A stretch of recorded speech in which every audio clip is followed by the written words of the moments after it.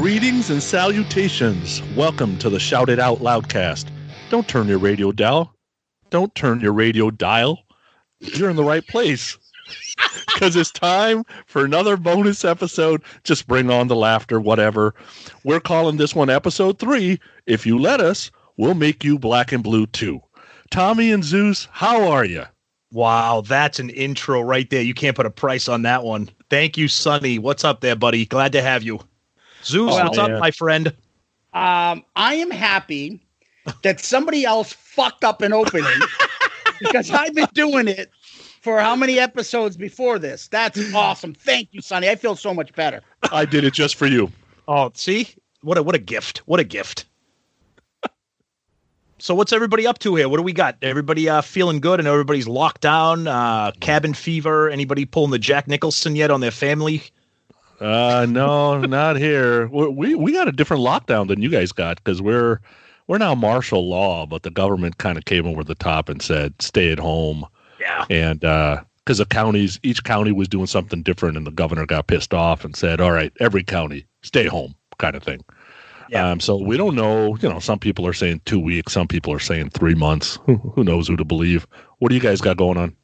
Well, I'm in New Hampshire, so New Hampshire, it's pretty much there's no lockdown or shelter in place, but it's just pretty much everything is closed. The only thing that's open right now is supermarkets, pharmacies, and then like a couple big box stores like Home Depot, Lowe's, Target, Walmart for essentials, but nothing's open. I work in Massachusetts. Things are pretty similar. Those two governors kind of operate the same. But I'm hearing some rumors that the governor of Mass may drop a bomb. What's today? Sunday the 22nd we're recording. So yeah, we'll see what happens. Yeah, it just sucks, but we got music and podcasts to keep us busy. Ooh, they dropped a bomb on me. Is that what you just said?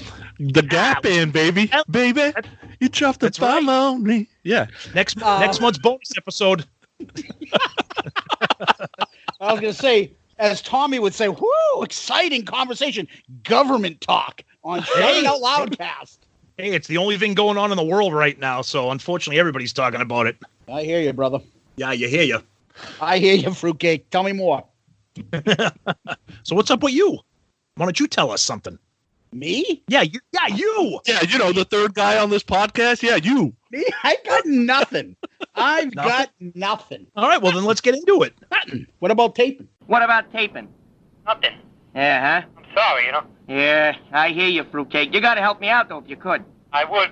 So usually we talk about what, news or something like that. Unfortunately, there's no news because nobody's on tour. Nobody's doing anything. Sonny, anything going on you're on the West Coast? Anything over there? Everything's closed, obviously.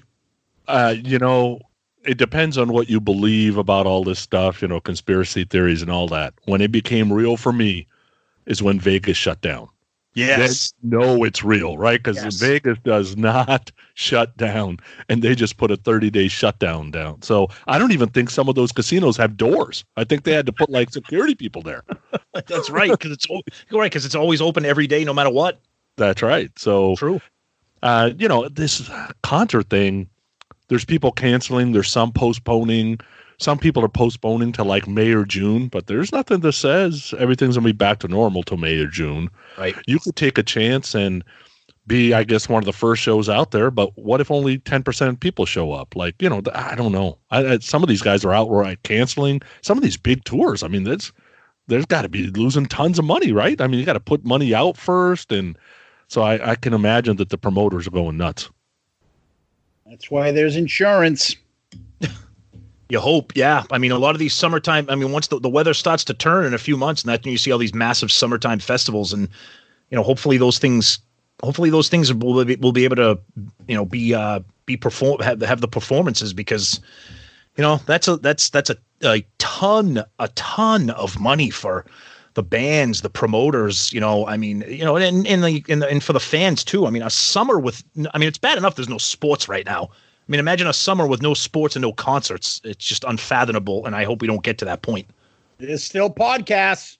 That is true. That is true. That is true. And maybe we'll shake it up. You know, people don't have anything to watch. Maybe I don't know. Maybe soon we'll do a live podcast. If we could figure out that technology, who knows? Well, what I've been trying to tell these numbskulls Oh, here we we need go. to get we need to get the group of us, our group chat text people, Yep. on a live YouTube video where all of us are talking and people can jump in. Yeah, I Yeah, said and we're the numbskulls, but he doesn't know how to do it either. Because he keeps pawning it off the fucko leghorn because he don't know how to do it. Here we go. Oh, see, you start this, and then you get me going, and then he gets all mad at me. Oh, Fucking Steve. In other news, the gambler passed away.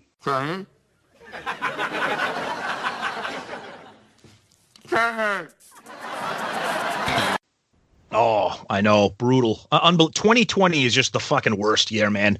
I mean, you lose Neil Peart, you lose Kenny Rogers. This whole shit's going now with the virus. It's just just brutal. And everybody loves Kenny Rogers. I don't care if you're a country fan or not.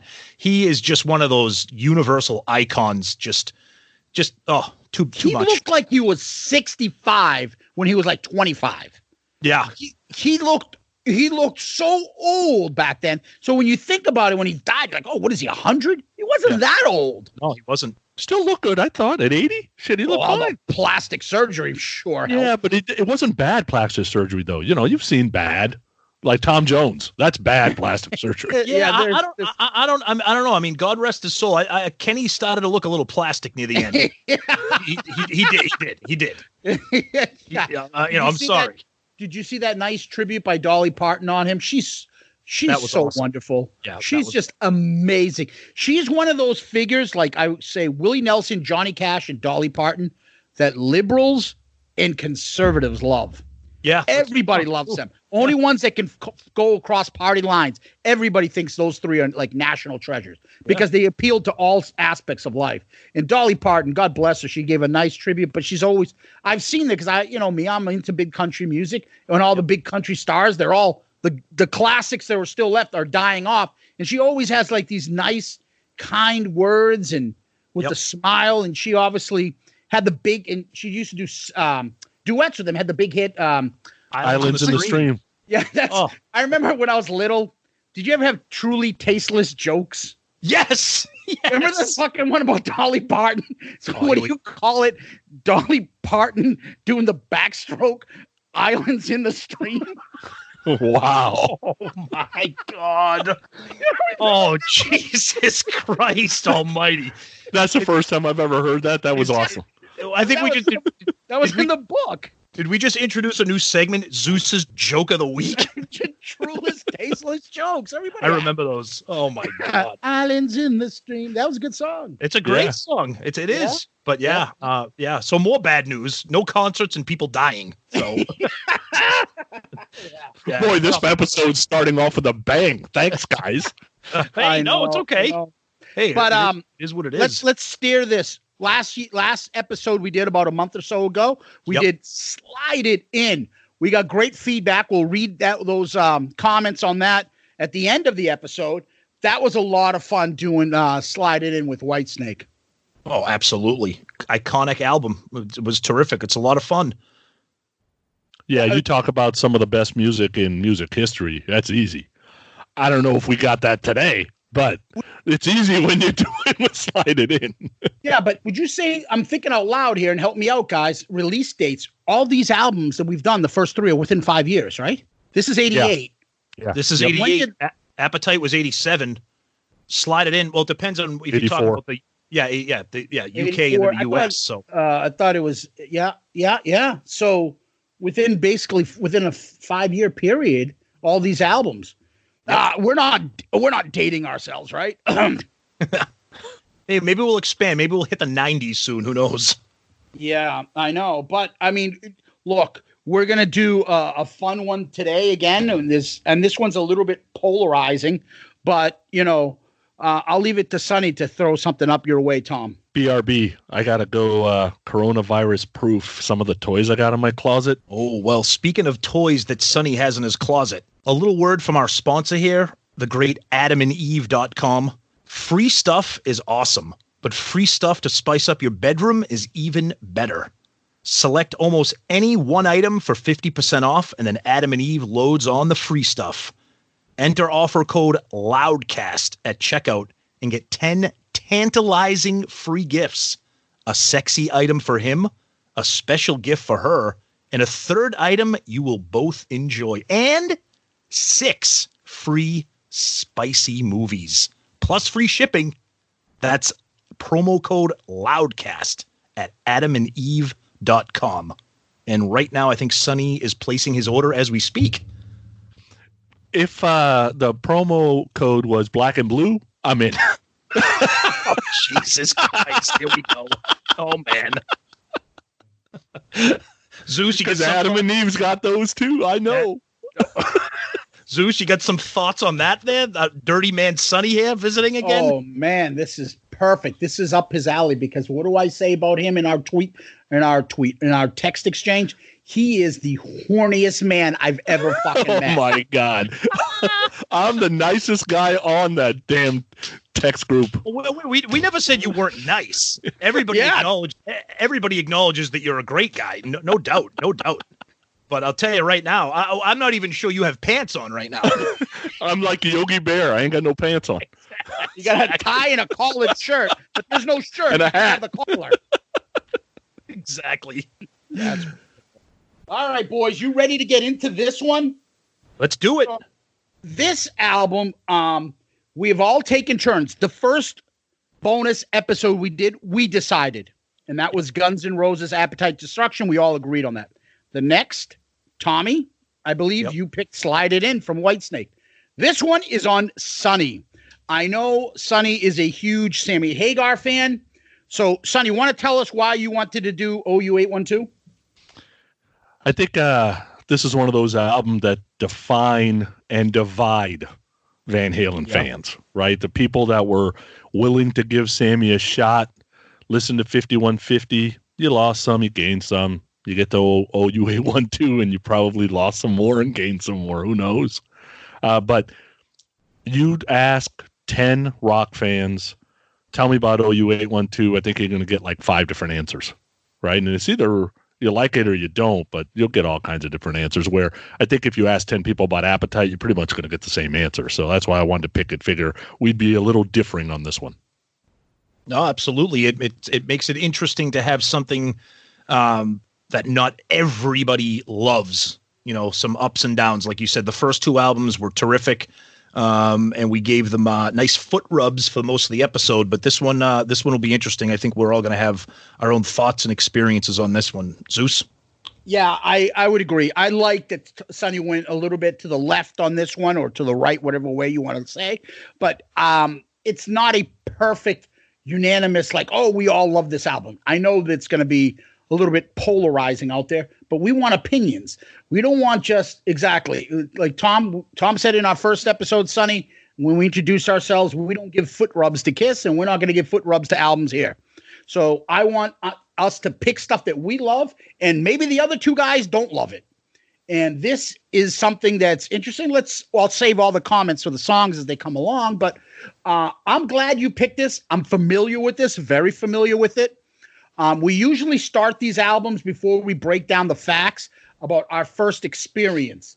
And let me just, since I've got the mic, I'll tell you real quick.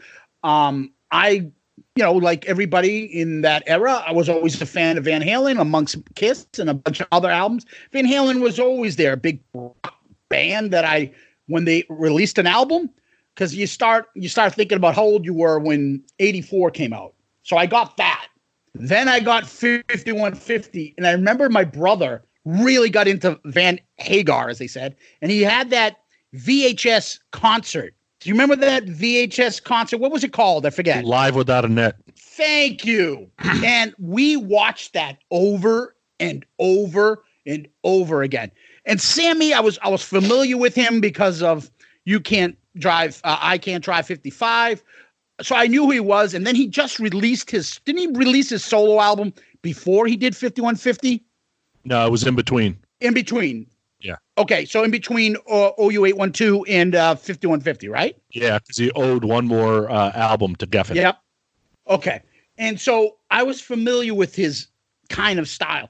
This album came out, I bought it. I remember thinking it's not as hard rock as 5150, but MTV was around then. I saw the videos. I liked it. I had it in my collection. I played it. So, I just continued it. I didn't fall off. I didn't say, oh, fuck this Van Hagar shit. I liked it. I can chew gum and walk at the same time. Don't have to be like, oh, wait a minute. This isn't David Lee Roth. This isn't real. So that's my impression. How about Tommy? Yeah, I have very vivid memories. This is one of those albums in my collection that really takes me to a particular time. So I'm a huge Van Halen fan. And, whether you say Van Halen, Van Hagar, to me, I love it all, but it's almost two different bands. So when people say, which one do you like better? It's really hard to answer that. I loved 5150. I was excited when this came out. It was released May 24th, 1988. I'm guessing that was probably right around the Memorial Day weekend, right at the beginning of the summer. And the memories that I have of this are so clear that my best friend growing up, my childhood friend, had a place down the Cape. And I had just gotten this. And I can't recall if I had the CD and put it on a cassette or if I had the cassette. Because CDs were out at this time in 88. They were just kind of new. So I think I had the CD and put it onto a cassette. So we went down to his place. It was probably Memorial Day weekend. We went down to his place down the beach, and we had the cassette boom box, and we just listened to this nonstop, front to back, everything on it. And at that time, it was back in those times when you didn't really know anything about an album, and you learned about it by listening to it from start to finish. And there's a couple songs when we get into the track by track, I'll talk about it, but some memories of this album that, one of the reasons why I still listen to it today, love it or hate it. Sonny. Yeah, for me, loved 5150. 18 when this album comes out. I'm working at Target, and I work in the electronics department, so I have music and movies. And if you remember, back in the day, releases came out on Tuesday. Yep. So we had this thing on Friday, but we track when something sells through the registers. Now, I'm not going to say I might have opened up a copy to listen to in the Camera Sound area maybe before Tuesday, but it wasn't sold. Let's put it that way. I didn't steal it. I just maybe opened one up and listened to it. I remember thinking, okay, this one's not 5150, because right out of the gate, you don't feel the same punch, and we'll talk about that in a minute. But, Van Halen's all about when you came in, and I came in after 1984 was already over. So Van Hagar was my Van Halen at the beginning, and I went backwards. And I remember saying, oh, the songs are better, but the singer's way worse. Wow. I went backwards. Okay. So, but I was already a Sammy fan, and I've always been a Sammy fan. So, this album, I was looking forward to it. That's why I had to open it, because I absolutely love 5150. Yep. Great album. Yep. Absolutely. So, let's talk about the album itself. I got the CD when it came out. Yep. You look at the front cover. It's another one of these, I hate to say it, cliched Meet the Beatles type album cover, right? Yeah, it's a pretty horrible cover. I mean, it's wrong. What's that? It's wrong. If it's going to be the Beatles cover, Beatles goes Lennon, Harrison, McCartney, Ringo. So then this album cover should really go Sammy, Eddie, Michael, Alex. Yeah, even if they did it that way, it's still terrible. Because this is not a rock band album cover. I don't want to see that. I either want to see the really cool graphics from the David Lee Roth era, like that kind of stuff, or even 5150 had some weird, confusing, artwork on the front. Right. But this is just like a bunch of serious guys staring at the camera like they're really not sure what they're supposed to be doing. And it just doesn't, it's not like, wow, the new Van Halen album, look at this. And then the title of the album, so what are you talking about? And then, Sonny or Zeus, do you want to get into the urban legends about the title of the album, what people think that might be about? So you want to gloss over the monkey holding on top of the Darwin statue, whatever it is? Okay, that's true too. Yeah, what is that? A little too artsy fartsy. It's Van Halen. Relax, guys. It's not them picking it anyway. Warner Brothers doing all that shit. The album, but still, yeah, the album. Some think it's a dig on David Lee Roth because he said "Eat 'em and smile," so it's like a OU812. There's some data out there that the OU812 was a license plate in a Cheech and Chong movie. There's some out there that says it was some sort of a number that Sammy saw on the side of some van, and that's where it came from. Some people say the other album names were supposed to be Bone or Rock and Roll. Dude, who knows what's true? Van Halen camp, they're not like the Kiss camp. They don't say nothing. They don't have a Gene Simmons. They never say anything about anything. No, that's right. I mean, and there was another one. You mentioned the Cheech and Chong and the side of the truck thing. It was scribbled on a cinder block, which was mounted on the payphone that the cab drivers use in the TV show Taxi. I I heard about that too. I mean, come on. I mean, I don't know. It's a bad album cover. Put it that way. It's a bad album cover. It's a bad album title. So it's tough to get people to be like, whoa, let's get however you say this album today. So you would have rather had the album name Black and Blue. Yeah. And the cover Adam and Eve products that Sammy's using on Eddie. Hey, if that's what it takes. But you're right. Black and Blue would have been terrific. But I think there is something to the Eat 'em and Smile urban legend. I think there is. But so then explain it to me. Walk me through it. What did you just say? Explain it to him. Explain it to him. It's as simple as David said, I basically ate him and smiled. And Sammy's saying back to him, OU812. That's exactly. It. Okay, exactly. I still don't get it, but that's all right. Like, what kind of a comeback? It's not like an insult. That's the point. That's the point. It's stupid. That's what we're saying. It's just bad. Maybe they're stupid. Yeah, exactly. Maybe they're stupid. Yeah. All right. So and then the track listing, we talked about this before we started recording. The track listing is alphabetical on the back of the CD. It's like they're pulling like a Kiss with like when they released albums in the 70s and the track listing wasn't what you were hearing. So the track listing is alphabetical instead of sequential. So when we do the track by track, we're going to do it sequentially, not the way it appears on the back of the CD, which is alphabetical. Well, and for you youngsters, sorry. No. For you youngsters, you would say, well, you just Shazam it and you'll know what song is playing. There's no Shazam. Well, there is a Shazam in 1988, but he don't know how to do this. No, that's Superman. That's a superhero Shazam. You said that they followed like Kiss does on their stuff. You know that because they were discovered by Gene Simmons from Kiss.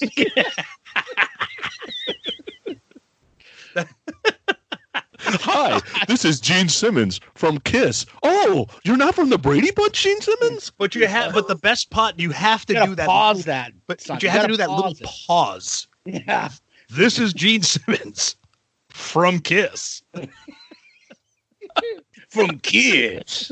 You gotta add that part too. Well, you're right. No, but Sonny, you're right. Oh, it's not the other Gene Simmons? Don't say that. Don't say that because Richard Simmons' brother?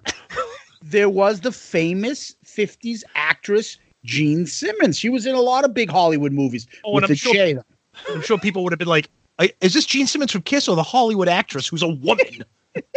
From the black and white movies. Remember, she was the maid in Maude's preemptive sitcom from the 1943. What the hell was she in? Was she like the 10 Commandments or something like that? She was in one of those fucking sword and sandal fucking Paul Stanley lyric songs. Time Traveler. Hey, let's not go there. I love that song. Time Traveler. What do we call that, Tom? Paul Stanley in the Temple of Doom. Oh, wait, speaking of Time Traveler, can we veer off for a second? I know this isn't a Kiss episode, but do you want to say something about what's going on with our main podcast? Oh, the fact that we're honestly taking a little bit break of, all the Kiss talk and stuff we're doing online. We're doing the Kiss polls and the Kiss non-makeup madness tournament. And you know what? We had this plan. We didn't want to drop it last week in the beginning of the tournament, but we think if we drop this one now, it's a nice break from the Kiss stuff. And obviously, we're not going to, do too much Kiss talk today, but it gives us a breather a little bit. Yeah, it's anytime you segue into Time Traveler, you just can't not talk about Kiss. So, Absolutely. but a couple little things about the album. It says that the album was dedicated to Eddie and Alex's father. I don't know if it's pronounced Jan or Jan, because I don't know. He died when he was 66. The liner notes of the album, they say this one's for you, Pa. He had previously, this is some good inside trivia, which I didn't know, from Diver Down, which we'll eventually get to that album, hopefully on a bonus episode. He had previously appeared playing clarinet on the song Big Bad Bill is Sweet William Now on Diver Down, which is a fantastic David Lee Roth era Van Halen album. Okay. Okay. I don't know. What do you want me to say? I don't know. Okay. You're gonna hit like the pause button like Kramer with the Merv Griffin. All right, let's take a break. Wait, I got a cracker here somewhere. Hold I on. was just gonna say have some crackers. All right, let's take a short break.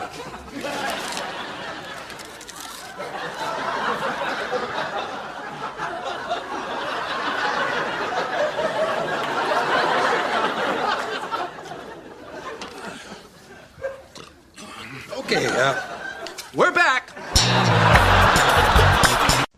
So when you go ahead. I was going to say, so the album was released May 24th, 1988.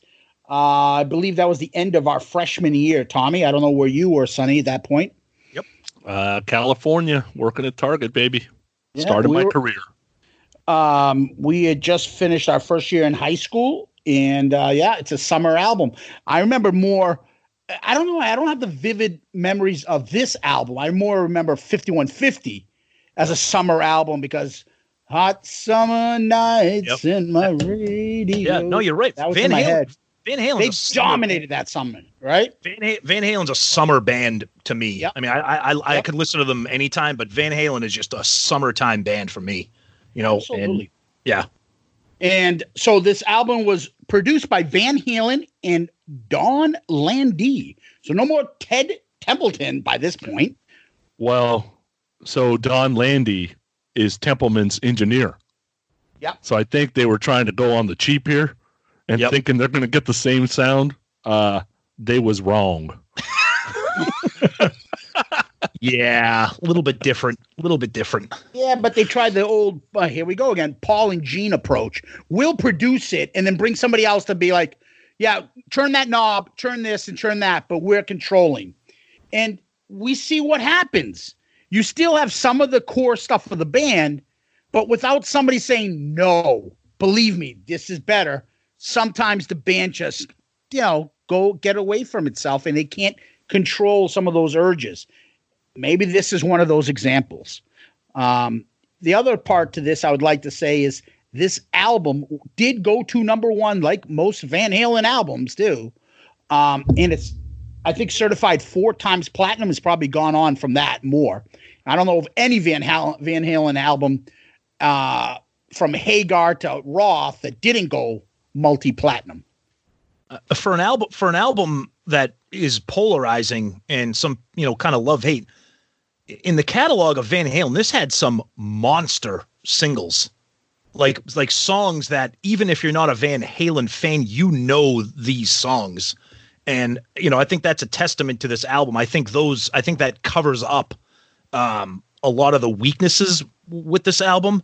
But then I look at it almost from a different angle too. I think some of the polarizing aspects of this album, when you mention OU812 to people, you think of those hits. You think of, When It's Love, very, very over the top ballad.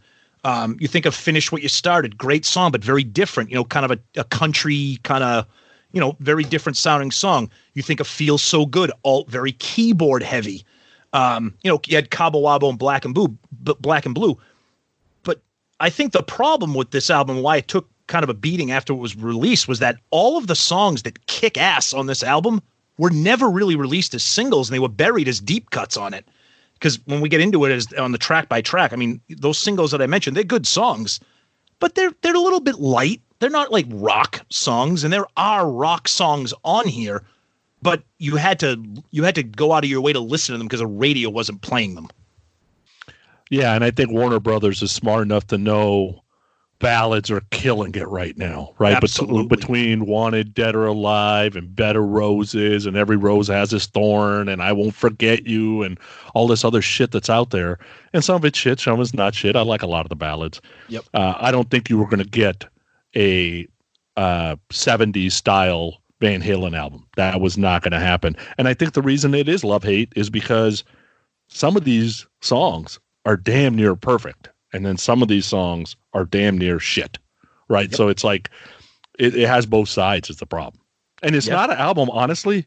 I don't know of any single person that I've ever met that can listen to this album front to back and be happy with it. I have yet to meet that person. Well, let's find out all about it. Let's start off with the first track. You guys ready to start? Let's go. Okay, here we go. So, Mine All Mine, according to Sammy, best Van Hagar song he has ever written. Said that in his book. Problem with the song is, the album doesn't exactly start with punching you in the head, but it does show a little bit of growth in Van Halen, right? That they're going to be a little bit different. I think people were happy to get about 3 minutes in and actually hear that Eddie was okay, that you were still going to get this great Eddie solo. And, the lyrics, I kind of like them because they might be some of the best lyrics on this album, honestly, because, the devil's fun, but he's not helping me. The God's there, but I don't know if I should believe, I just kind of got to be me. Like that whole thing. We've seen that in plenty of songs over time that always resonates well. It's a good song in my opinion, but it doesn't exactly punch in the head. Yeah, I'm a huge fan of this song. You're right. It starts off. It's got the, it's kind of got that heavy synth keyboard to it. But it's an interesting song, like you said. The lyrics. Sammy was quoted as saying it was the first time in my life I ever beat myself up, hurt myself, punished myself, practically threw things through the windows trying to write these lyrics. And it's a very unusual song. If you're a Van Halen fan, Van Halen doesn't write songs like this. They don't talk about God and they don't talk about that, forgive me, Father, for I have sinned. It's very unusual, and it's a very unusual way to start a Van Halen song. But that being said, I think it kicks ass. I think Sammy's vocals really soar throughout certain parts of the song. A lot of the points I'm just going to add to it and agree with you guys. The synth, the keyboard, the lyrics. But I'm still confused of what it's really all about. He talks Allah in the East, Jesus in the West. And at one point he says, Mine All Mine, baby.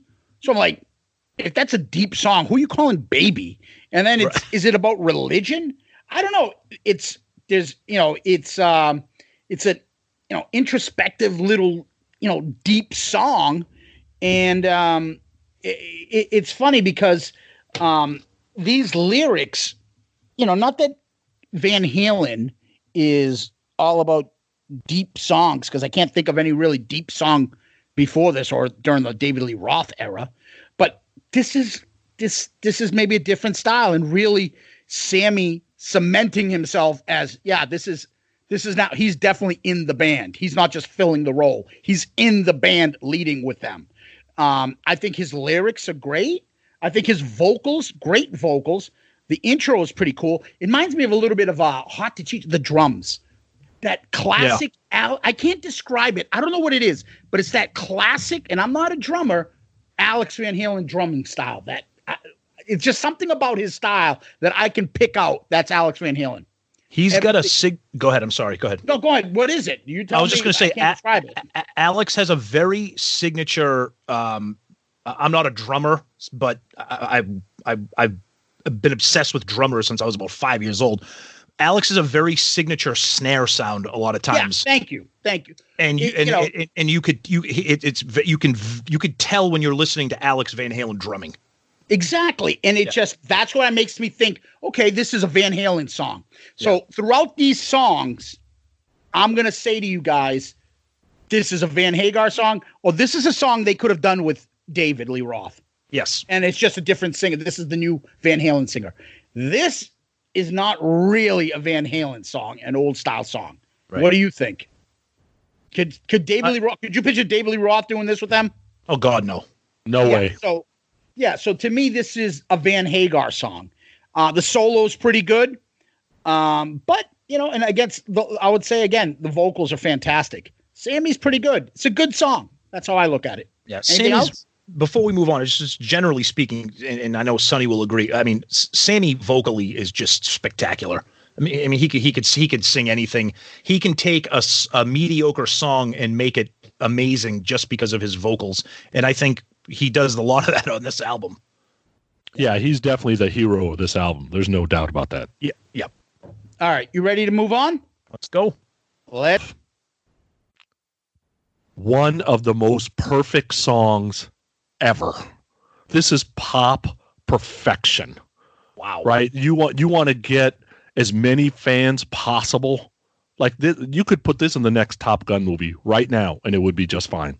Right? And I'm telling you, there was guys at Warner Brothers, Eugene, we're going to be billionaires. This is going to be the best-selling single ever. And if you think about just, I'm reading the lyrics and, I've got teenagers and one of them is my 19-year-old son. So sooner or later he's going to have a relationship or whatever, right? A serious one.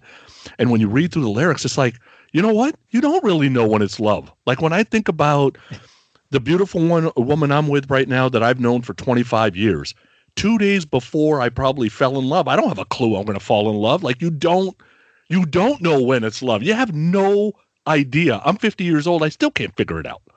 Right. So I'm sure your wife was hearing that. Well, yeah, but the song works. And think about it. No Desmond Child, no Holly Knight, no Michael Bolton, no fucking Diane Warren, no Richard Marx, all by them lonesomes. Pop perfection, no doubt. Here's the problem I have with this song.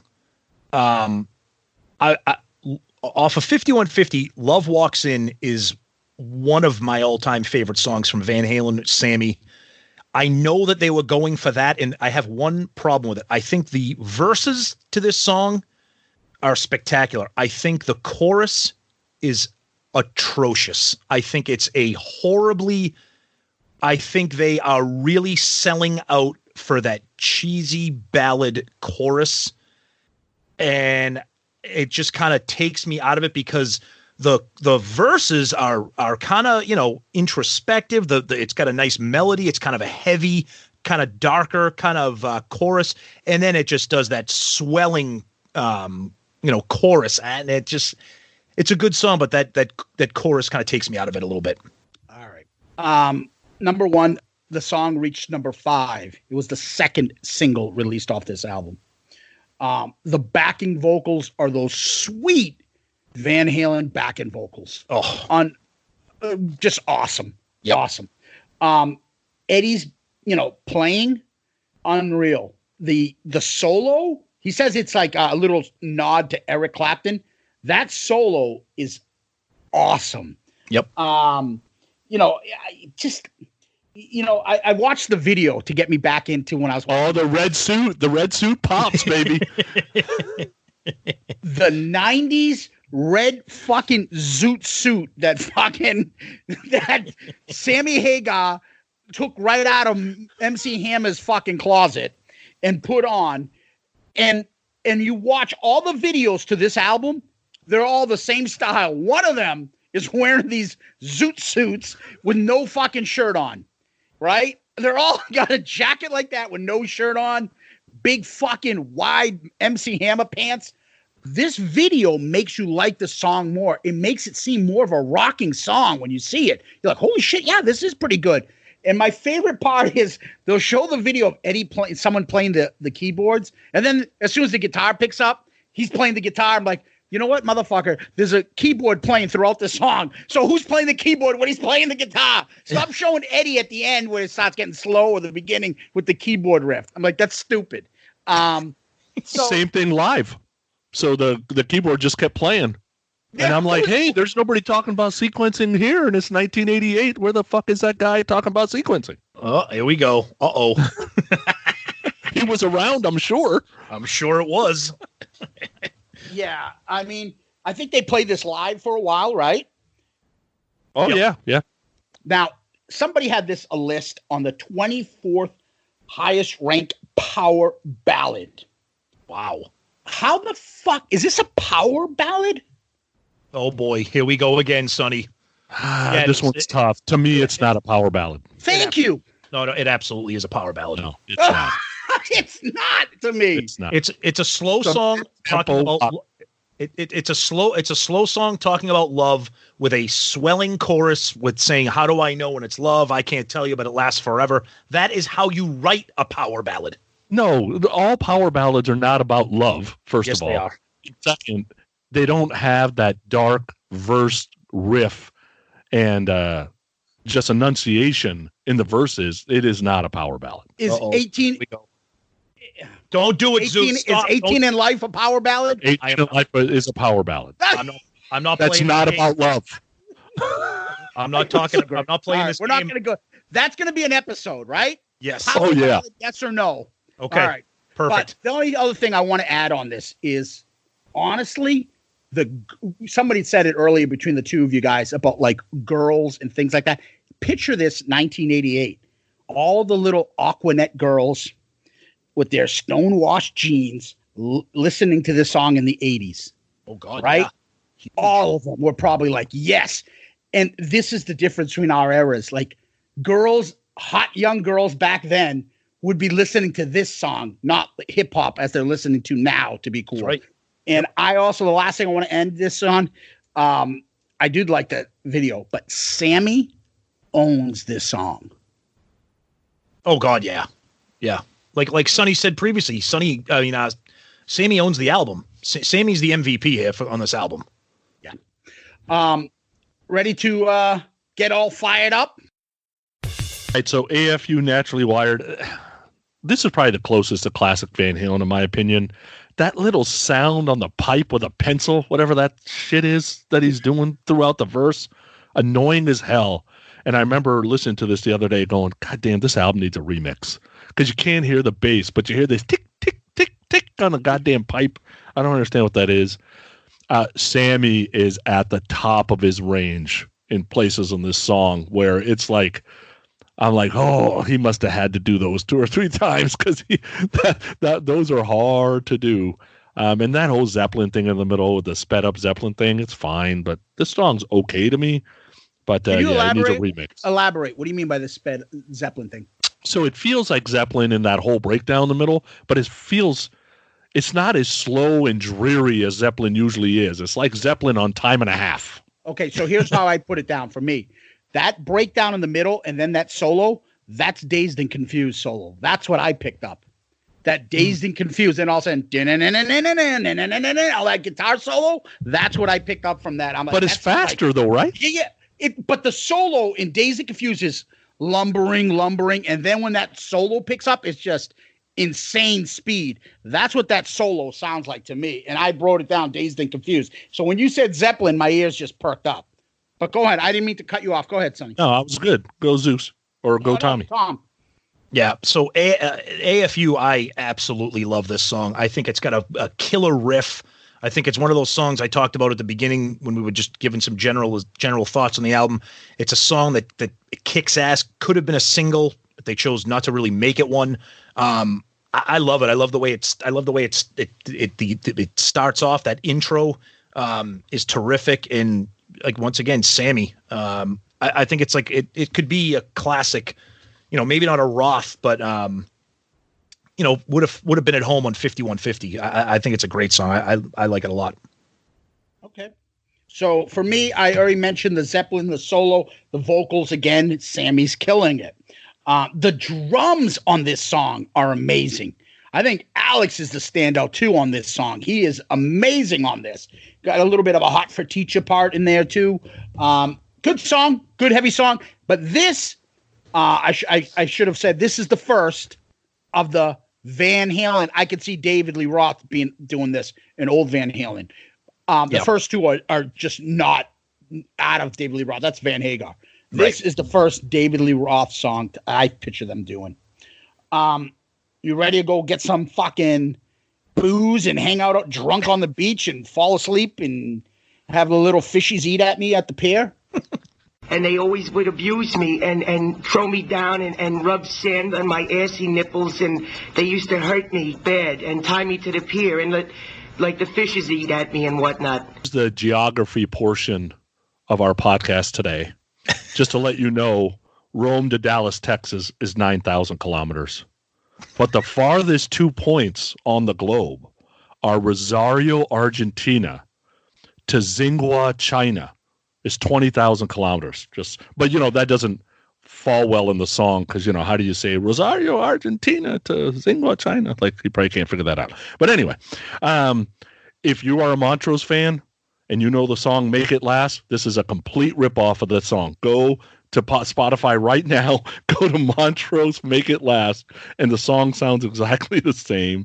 It's got a great groove, and you can take 2 minutes off the song. Like, there's 2 minutes of the song you don't need, but it's interesting because there's a story that a couple of years later, Eddie said, that's it. You can't wear any more Cabo Wabo shirts on stage, right? And piss Sammy off, and they had a blowout. So Sammy went and got a Cabo Wabo tattoo and started wearing sleeveless shirts instead.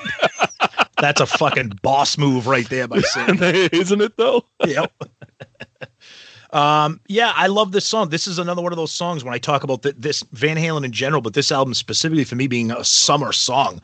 You really can't get much more summery than this. It's just a really cool vibe. Sammy spectacular again. And just to kind of piggyback on what Zeus said when we were talking about A.F.U., I go on record. I say all the time, Alex Van Halen is so criminally underrated as a drummer, and it's because he's been in bands with Eddie Van Halen and David Lee Roth and Sammy Hagar that people forget Alex Van Halen is just, oh my God, is he spectacular. And again, on this album, maybe not on this particular song, but Cabo Wabo is just, it's just a great song. It's just a Sammy song all the way. This is definitely like solo Sammy performing with Van Halen type of song for me. But yeah, very cool tune. Okay. So for me, A.F.U, again, it's I'm repeating myself, the vocals. Just like, Cabo. I'm sorry. Now I'm losing my track of thinking. Cabo, same as A.F.U. Same as, I shouldn't even say this. Same as every song on this. The vocals are amazing. Yeah. The solo, nice and clean guitar solo. I love it. I like the backing vocals on this. I love that interplay. I asked you guys the other day, I'm like, between Def Leppard and Van Halen, like, who has the best backing vocals for a band? These guys are amazing. They really do. Talk about criminally underrated is Michael Anthony in those backing vocals, even with Eddie. But Making Love in the Sea, that's not social distancing, right? That's a little, if it's a hot tub, no. Everything's dead by then. It's a little inappropriate. Oh, it's appropriate. Oh, it's appropriate. Yep. There you go. Layup. Yep. Let's get into the next one. Anybody else have anything else on Cabo, or do you want to move on? Nope. Go ahead. Of infection. Sammy, I say this with all the love in my heart. The song starts with take one. Really? First take? Fuck. Do it over. Because this song sucks ass. Some people believe they're going for a Hot for Teacher feel or going after Yankee Rose. The exact how much I love those songs is the exact amount how much I hate this song. One of the two songs under 4 minutes, thank God. And even in Sammy's book, when you say source of infection, he says, ugh.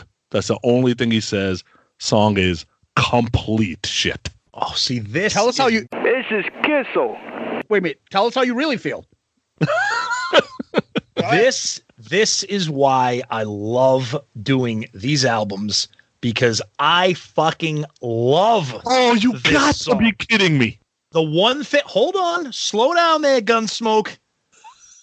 Sammy's lyrics are embarrassing at the beginning when it's just like, hey, one time, like there's really no lyrics.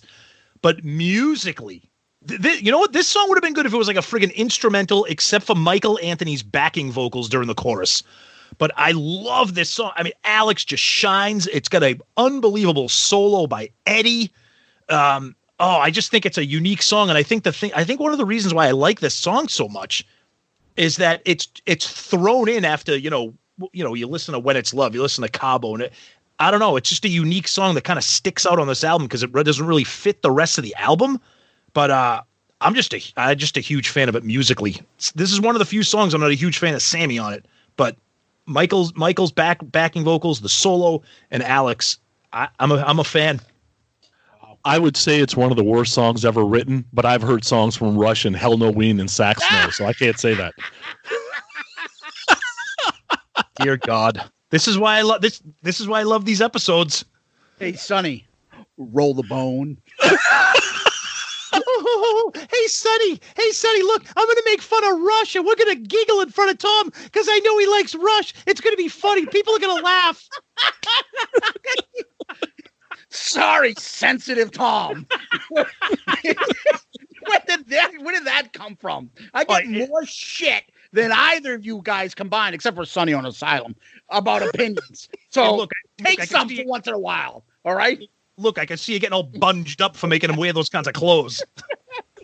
What would you be doing if you weren't out there plugging Rush? See you getting all bunged up for them making you wear these kind of clothes. But face it, you're a neo-maxi zoom dweeby. What would you be doing if you weren't out making yourself a better citizen? Anyways, so let me get into it about this song. It was supposedly written about Eddie's hospitalization for dengue fever in '88. I don't know what the hell that is. Do you? Yeah, I think it's some kind of like foreign virus or something. I think that's where it was named, but it was the first coronavirus. Yeah, you can get it from mosquitoes, and it's like it's brutal. Wow. Yeah. Solo, pretty good. This is definitely old Van Halen. David Lee Roth could be doing this, and I could totally picture him doing it.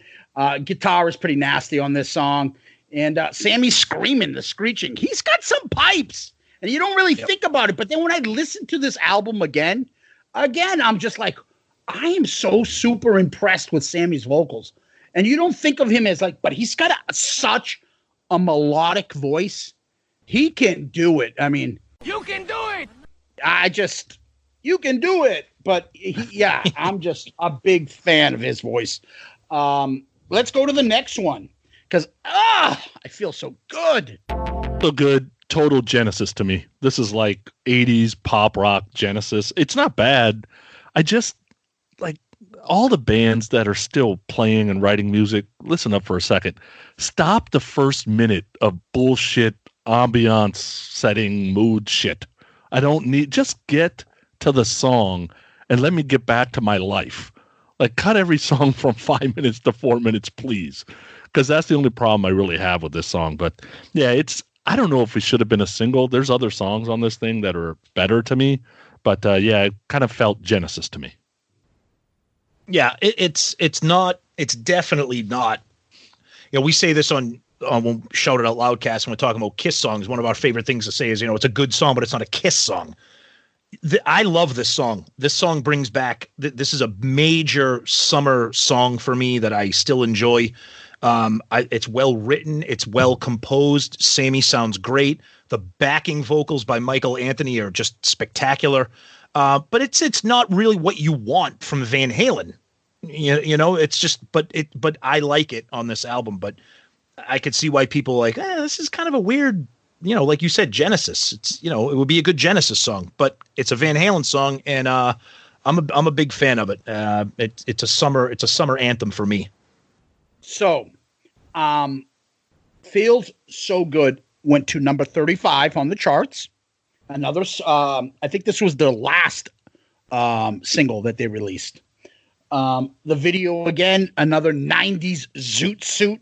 And that's when everybody's moving. It's a slide and everything's moving across.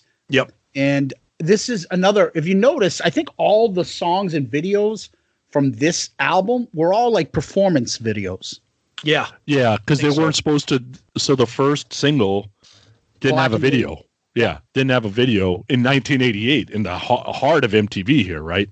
Yep. So after the first song didn't do that well on the charts, they freaked and during tour flew them to LA and did all the videos at the same time. So that's why you got I think it was like a week or so of videos, but that's why you get all performance videos. Yep. Yeah. And that organ synth riff, whatever that is, I love it. Me too. I love it. Anytime I hear that, I think of Your Time Is Gonna Come or something like that, and I love that. And backing vocals, just off the charts again. The video, not enough of that girl in that video. This is if you tell me, I guess I would play So This Is Love and be like, that's Van Halen. And then if you say, well, what's Van Hagar? This is Van Hagar. And you could love both of them. That's how I describe my love for Van Halen. Two different bands. I love that fucking crazy rockin' style, David Lee Roth and whatever. But I love the song. This is the proof that these guys all of a sudden stopped becoming that fun, just California crazy band that rocked out with their cock out. Now, here they come with some serious, like, this is like good, like Sammy made them like more credible, got them out of the, just like the young rockers fans club and got them on pop radio way more than David did at the time. And this is the reason why. This is a great, great song. It's, not a really typical Van Halen song, but it's a Van Hagar song. And, I'm a big fan of it. I like it. It's a great song. So well said. Thank you. So let's, come on, Sonny, finish. I'm not done yet. Come on, finish me, Sonny. Come on. Please. All right. So finish what you started. If you were to say that David Lee Roth is the backyard party guy, this is the song that takes them to the beach, right? This is Sammy written all over it. I love the story about Eddie knocks on the door. Valerie kicked me out. He's shirtless, got an acoustic guitar, bottle of hooch, right? They sit outside. They write this song at night at 2, 3 in the morning. Sammy still does it live. The video kicks ass. That hat and pants. God. Those pants that Sammy's wearing, though, are pretty brutal. Oh, boy. The pants. How about his hat? the enough's enough Sammy. That's what that is right there. God. The shoes and that dress. It's awful. Where did you get that dress? It's awful. And those shoes and that coat. Jeez. But I think it's a great song, and Sammy still does it live, and I love it. What's that smell? Oh, that would be me. I've been swimming in raw sewage. I love it. Oh, it's a spectacular song, and I kind of say what I said about "Feel So Good." It's a great song. It's a well-crafted pop song with another great chorus with more great Michael Anthony backing vocals, but it's not really like a Van Halen song. It's like a country kind of finger picking kind of song. It's awesome. I love it. It's a hit. It should have been. But I think this is another one of those songs when people think of OU812, they're like, oh, that's that album that has those songs that don't really sound like Van Halen. And I think this is one of them. I love it, and I know a lot of people do, but I can see, it's just kind of an odd song for Van Halen at this time. That being said, it's a great song. Sonny said it. When I think of this song, the first thing I think about is the video. Oh my God. And then Sammy keeps, every once in a while in the video, he'll look to the camera and smile, and his teeth are like so big and white. It just looks, it's like funny. I don't know what it is. I can't explain. What about all the kicking too? What all of a sudden he's Richard Simmons of videos. He's kicking in every video. He did that on When It's Love too. He's like, fucking, he thinks he was David Lee Roth in his red MC Hammer pants. This clothes, these outfits for these videos are hilarious. And so the chicks in the video, Eddie, when the solo comes on, he has a cowboy hat on. It looks ridiculous. I can't explain. Who am I thinking of that looked like it had that movie or something when the guy had a cowboy hat on? It was just, it just looks so stupid and out of place. It didn't even look real. Sammy's hat, and Sammy is holding a guitar. That's the big thing about this. There's a guitar player in Van Halen. I think this is the only song he played guitar on. I might be wrong on that, but I think this is one of the few that he plays guitar on. it's a funky little tune. The lyrics a little cheesy. Let's be honest. It's fun, but there's just about enough cheese on these, to make those nachos pretty hungry, pretty yummy. I think it's that Kiss fine line where is it too cheesy? You become Read My Body. Just enough cheese, it becomes let's put the X in sex.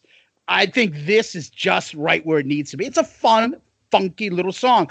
And that whole little picking, Black Country Woman, Tom. That's what I think of. Oh, totally. Yeah, I agree. Do you see that? Yeah. That's what I'm thinking of. Yep.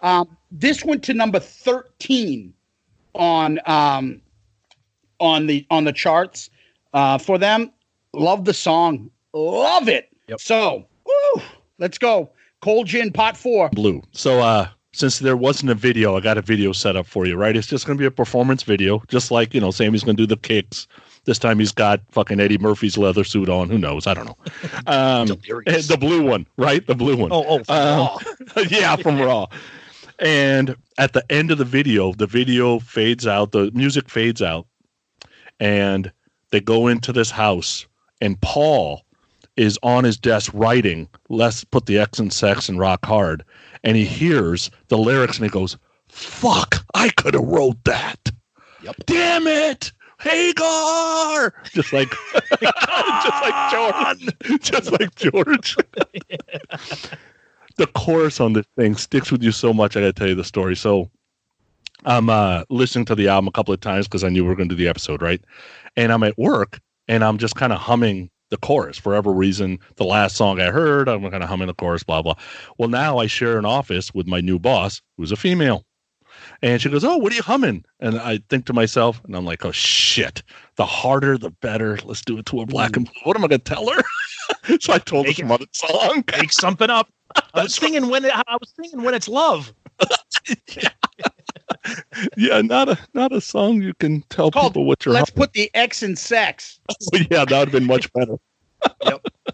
Or better yet, it's called the new segment on this podcast I'm on. You make me rock hard. Nice. But I can imagine Paul just pissed because I think he can do this. Oh, he can absolutely. do this because it's a fucking ripoff of Cold Gin. But go ahead, Tom. It's not a ripoff of Cold Gin. It's a great song. It's one of the standouts from the we'll call it the Van Hagar era. Spectacular song, great little slow riff, that dirty kind of vibe to the song. Great chorus. Again, Michael Anthony soaring with those backing vocals. Just a killer song on this album, a standout for a reason. All right. It's a slowed down version of Best of Both Worlds, which is a ripoff of Cold Gin. I would say that it's closer to Best of Both Worlds than it is to Cold Gin. Because Best of Both Worlds is a ripoff of Cold Gin. Okay. I'm telling you, I can hear it. Solo is absolutely insane on this song. Yep. Eddie is going nuts on it. The first line in this song, Sonny, seals its fate. It's a Kiss song, right? The first line. Why is she a bitch? Like, she got rhythm. But it's just like so. Think about it now in a 2020 perspective. When we look back at all these, when that bitch bends over, I forget my name. And and this bitch too. Why is everybody a bitch? I think we become all enlightened, but that was the thing to throw out, right? Yep. Back then. It just stands out when we're reviewing these things now. Like, you can't get away with it now to do that shit. Yeah. But it's kind of like a stripper type song if it was a little faster. But again, let's talk about this for a second here, boys. Do it till we're black and blue. What the fuck are we doing here? I think he's not doing it correctly. You shouldn't be black and blue after doing it. Yeah, I don't know about that. What are you doing? Sonny, punching each other in the fucking face? No. You're doing it several times in a row. It sounds to me like Sonny has used promo code Loudcast from AdamandEve.com. I'd like to hear a little more here, Sonny. How come you're doing it black and blue? Have you seen the show Billions? No, I haven't. I've heard it's great though. But it is great. You need to watch Billions, and you'll figure out what I'm talking about. Okay. All right. Okay. So we're almost towards the end, and who's a sucker? It's been known Sammy is a mushmouther, right? He's a yabba dabba doer. He kind of as music comes, he just kind of says whatever words that come up, and sometimes I think they end up being the final lyrics because these lyrics are shit, right? And I just even 9 on a 10 scale. Does Eddie know that's a Sammy Hagar album? Like he's quoting his own album titles in this shit. Guitar solo is great, and I think Paul's pissed off that he said, at the end, go ahead and suck it all up right down the last drop. I think Paul was pissed off that should have been his lines, but song's okay, but I don't think it's all that great, to be honest. Oh, this is spectacular. This is why I'm so glad we do this. I'm going to say something that's going to piss Sonny off. I like to say inflammatory things on this podcast to get people fired up. This, to me, is one of the most underappreciated and underrated songs in the entire Van Halen catalog. I think it is one of the most ripping songs that they have done with Sammy Hagar. I think the solo, I think the lyrics, the chorus, the whole sucker in a 3-piece that is kind of silly. I drive it silly. But I think the way the song kicks in and that riff that Eddie carries throughout it, I think this song absolutely rips. I'll save it for when we get to the rankings. Great song. Okay, wait a second. There's only really 3 pieces to the song: the music, the lyrics, and the chorus. And 2/3 of it sucks, but it's one of the underappreciated. I didn't say suck. I just think sucker in a 3-piece. It's kind of a silly concept. Silly. Yeah, it's a silly concept. But the music, and once again I say it again, Michael Anthony's. But musically, this song has what I want to hear in a Van Halen song, especially from the Sammy Hagar era of Van Halen. Tom, we're discussing sucker in a 3-piece. Yeah, I know. Oh, okay. These comments apply to that song? Absolutely. Yeah, that's why they're wrong. Yep. Ooh. Yep. That's why I'm here, baby. As our German housekeeper Herta would say, nicknamed Cumlips. Ooh. It's okay. Are you shitting me? This is a classic Van Halen old style song. I will give you that. Yes. It's okay, Tom. It's okay. It's not a bad song. I'm just joking. And Sonny hit it. I had the words right here, right in the front of my notes here to Sonny. Suck it up right down to the last drop. Settle down, Paul Stanley, Part 2. That's what I'm saying. Sammy kind of doesn't do himself any favors with the lyrics. No, it's just, But what I will say is this song is perfect for our new sponsor, Tom. Right? Okay. It's perfect for that. So let's finish this one off with the last song. Here we go. Apolitical Blues. This song is so bad that I really had to go back when I found out it was a cover and go back and listen to the Little Feat song because I felt bad that Van Halen fucked up their song. And I listened to the original. Yeah, it was already fucked up. This song has sucked since 1972. This song just sucks. My guess is Eddie's a Little Feat fan. And there is no good Little Feat songs, so he picked this one. Terrible closer for an album. Period. This is Kissel. trash. Little Feat is trash. This is a very like Sonny said, it's kind of a self-indulgent song, probably from Eddie. I personally don't mind blues music. I don't go out of my way to seek it out, but I know some of the early some of the early Led Zeppelin stuff, like You Shook Me or that kind of stuff I can get into. This is just a mess. It just doesn't suit anybody in the band. It doesn't suit Sammy's voice. It's this to me is what is something that like when Kiss threw, and then she kissed me at the end of Love Gun. Like why would you do something like that? Such a horrible, ill-fitting cover song and closing track. Just bad news. All right. So a couple things. You're right. Van Halen was never really an album, a type of band that would have an album with 10 to 12 songs. They were very comfortable shutting it off after 8 songs or something. So, I got the last album, 5150, on the inside. What was it called? Is that it? It was kind of funny. But I like that song though. So do I. I thought it's a funky, funny little tune. Yep. This is what probably Tom said. He's a fan of Little Feat. The guitarists are very well known, very popular. So this is an indulgence. They didn't need to put this on.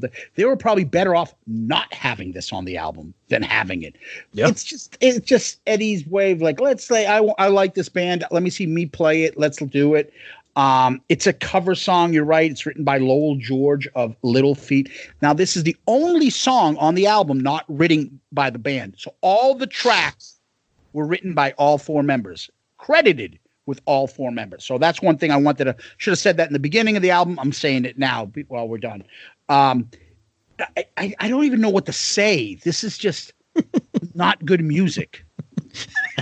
Right? Are you a fan? Are you generally a fan of any kind of blues? Like I said with Zeppelin, like a song like "You Shook Me," No, you know what I'm a fan of? I'm a fan of some old little. I'll hear once in a while a Howlin' Wolf song or something like that. Yeah, but I like blues. English musicians' interpretation of the blues. Yes. So I like Led Zeppelin. I like early Whitesnake. I can listen to a little bit of a little Deep Purple, stuff like that. English blues guitarist stuff, Eric Clapton stuff that they can translate that with a little bit of rock, make it, blues influence on their rock. Mm-hmm. But this is just, I don't get it. It's just a bad song. It's just, Yeah. It's just like we said, like we've all kind of agreed. It's a self-indulgent little. Eddie's probably like, hey, let's throw this on. It's track 10, and who's saying Sammy's not going to say anything, so they put it on there. Yeah, what's the point? Why not? Who gives a fuck? Just give it to Eddie. Yep. So, boys, that was OU812. Any ending thoughts before we go into discussion? Yeah, so I saw this tour. This was Monsters of Rock, right? So at this point, Van Halen is the biggest band in the world, right? They just came off 7 times platinum, 5150. This thing sold 4 million. They're one of the biggest bands in the world. Scorpions is doing Savage Amusement. Remember? The Rhythm of Love, right? Horrible. Absolute that's where Scorpions are. Dawkins about to break up because right after the tour's over, they're gone. Yep. Metallica is about to be the biggest band in the world, replacing Van Halen, and Kingdom Come, is Kingdom Come. The show I saw, there was a food fight in the upper. So this was a candlestick, and there was a food fight upstairs, and it got stupid. That food fight and it was sold out. And it took us probably 4 or 5 hours to get out of Candlestick after the show was over. Oh, God. It was brutal. But, it was a good show. Dawkins was top notch. Scorpions were good. Metallica, I'd already seen a couple of times. Kingdom Come again was Kingdom Come. Just saw them this year. They're still the same. But it's just interesting. This album comes, and they haven't hit the peak yet, really, because the next album has Right Now, right? So that takes them even further up the chain before they start dropping off. So. We're right in the middle of the bang zone of them being the biggest things on the planet. Okay. Tom? I think breaking it down track by track, I think when you do it the way we just did it, I think like Sonny said earlier when we were just giving some general thoughts, half this album, it's a really weird album. And we say it, I'm not going to compare it to this, but I think it's coincidental that Sonny is here. It kind of reminds me of when Zeus and I talk about Asylum. Whereas, like, for us personally, the good songs on Asylum are really good. And for us, the bad songs on Asylum are just not good. And I think this is that, like, I think we talked about, like, this is that rare Van Halen album where, like, I shouldn't compare it to that, but there's a lot of songs on here. Like you said, it's hard, this is a hard album for a lot of people to just press play and listen to the entire album nonstop with no skipping or, moving around the album. And I think when you kind of spell it out like that, I like it. I'm a Van Halen fan. There's pretty much nothing by the band that I don't like, but I can see how maybe somebody that's not a diehard is maybe going to take a pass on this album with the exception of a few of the hits. They could have done Radar for Love as the cover. And that would have killed that song. And I think the Little Feat song would have been better. Oh, no way. No way. Sammy would have killed that. Radar! Like, he would have been crazy. All right, maybe he would have. Okay. God. As long as they didn't King of the Mountain.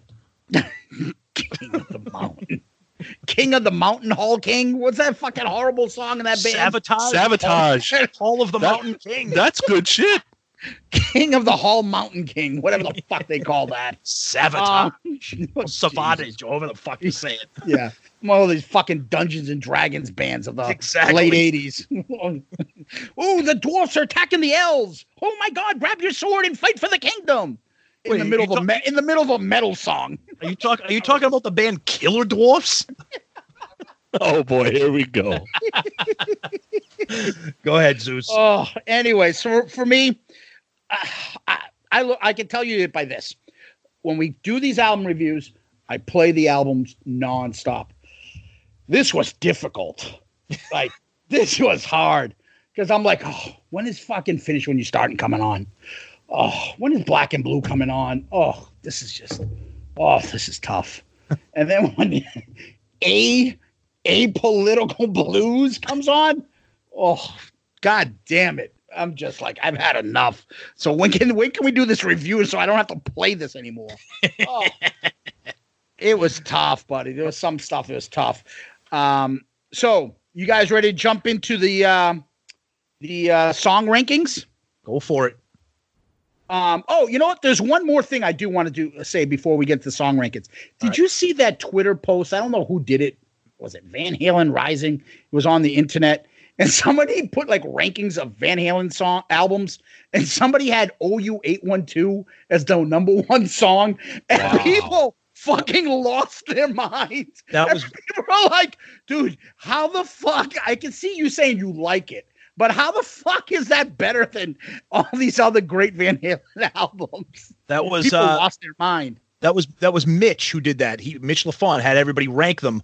And the guy got bludgeoned for doing that. And it's kind of like if forgive me if I'm applying this to the wrong listener, but I think it's Steve. And if I'm wrong, Steve, you can tell me. I think he said that The Elder is his favorite Kiss album. That's almost worse than OU812 being your favorite Van Halen. No, that's putting all the list of the top 10 Kiss albums and some idiot going Asylum's number one.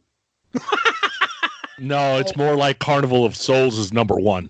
That person should just be shot in the head. Oh, I can't wait because you can't complain. OU812 is not a. You've heard us talk about this. We're reviewing the album. It's not a bad album. Like not like Carnival of Souls. Yeah. So Asylum isn't a bad album, but you want to say that it's better than Harder Than Hell, Lick It Up, Creatures of the Night. Kiss original first album. I mean, Destroyer. Like, no one's gonna say that except you. But that's the point.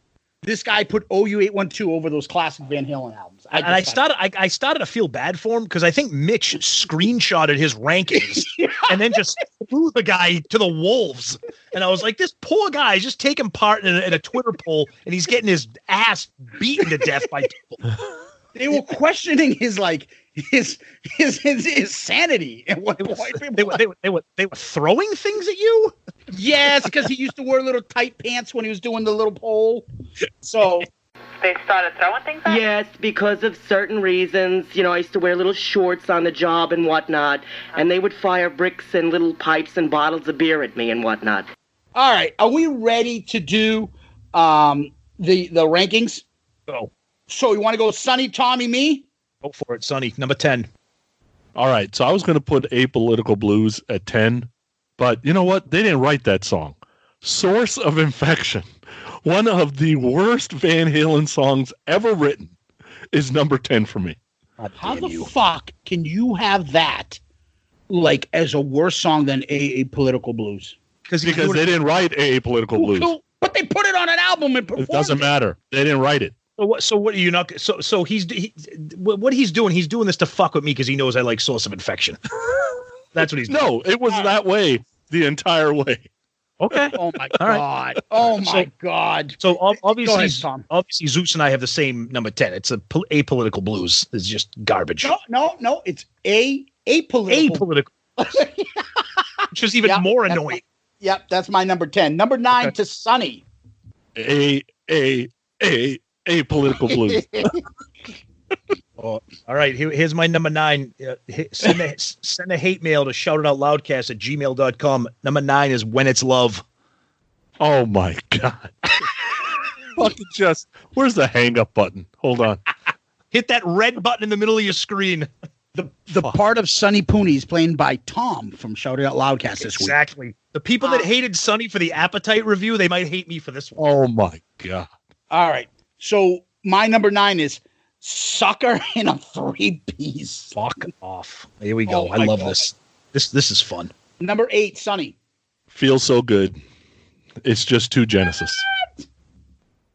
Tomas. Number 8 for me is Mine All Mine. Okay. 8 for me is Source of Infection. Oh boy. 7. Number 7 for me is Sucker in a 3-piece because those are some bad lyrics. Sonny, you keeping track to do the order? Like top? Always. Okay. Always. All right, go ahead. 7 for me is Feel So Good. What the fuck is wrong with you people? Oh, it gets worse. 7 for me is All Fucked Up. What? Oh, I'm sorry. All Fired Up. 6 for me is All Fired Up.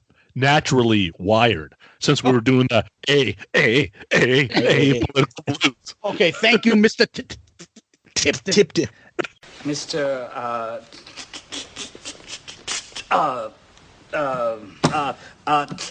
Tipton. They reading glasses. You were not wearing your necessary prescription eyeglasses. They reading glasses. Number 6 for me Hey, is... look, we got a text from Fucko Leghorn. Oh, really? Yeah. Uh-oh. Shall we read it? Let's read it on the air, live. Okay, it goes like this. Hey, what's up? The fuck with the Fucko squad tonight. No, that's from Steve, not Steven. Oh, fuck. That's from Steve Wright, not Steven Michael. Okay, motherfuckers, I told you guys that I have a problem between Steven Michael and Steve Wright, and who's a Steven and who's a Steve and a Wright and a Michael. Motherfuckers, I'm like, they need a fucking we gave a nickname to put in your phone. Just put in Fucko Leghorn. You want me to put in Fucko Leghorn for your partner on the Growing Up Rock podcast? What Zeus is admitting to everybody out there is that he can't read. Yeah, that's it. Okay, all right. Source and Infection. Go ahead. Tommy, you're at number 6. Number 6, Cabo Wabo. Zeus? Number 6 for me, Cabo Wabo. Number 5 for me, it's mine. All mine. 5 for me is Finish What You Started. What? Dude, why? Don't worry, it gets worse. Or better, depending on if you like me or not. What the fuck could you have above it if these are that bad? Mine, all mine. So 4 to Sonny. 4, Cabo Wabo for me. 4, Source of Infection. Number 4 for me, Let's Do It to a Black and Blue. Number 3 for me is Let's Do It to Her Black and Blue. Tom. Number 3, All Fired Up.